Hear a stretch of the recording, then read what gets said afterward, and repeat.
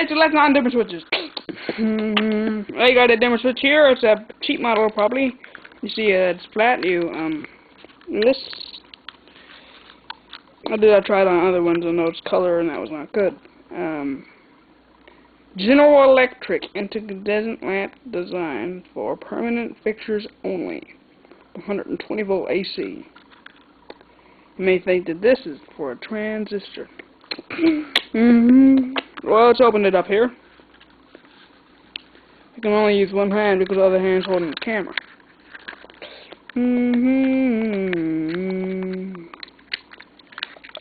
Okay, we got this part up. Okay. Wow, on the other side you see a printed circuit board. You see there's an inductor, that's where the wires would come in. It's a capacitor. Another capacitor.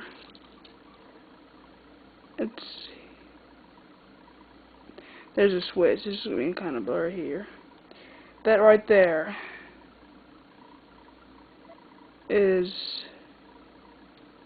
looks like a transistor.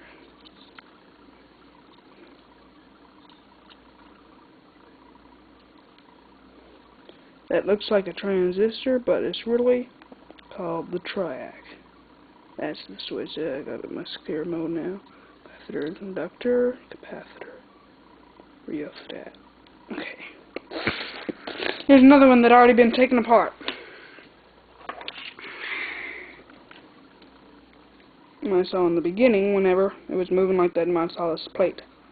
Anyway, you see this one, 120 volt AC, 600 watts,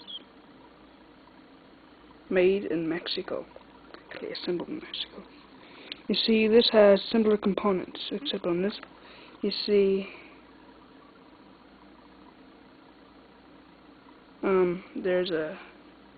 this looks like two resistors. That's a resistor, right? That's a resistor. This one, it looks like a resistor. That this one right there is actually a color-coded inductor, I think. Here is the capacitor. Here is the transistor-looking triac. Let's get this clear again by the words. Readable. There we go, nice clear. It looks like a diode. It's really a diac. There's wires. There's a rheostat with a switch on it.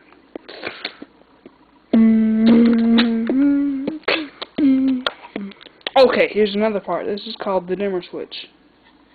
It's actually the back to this dimmer switch right here. And you see, and go on. Some of these ear and special tools are required to put it on and take it off.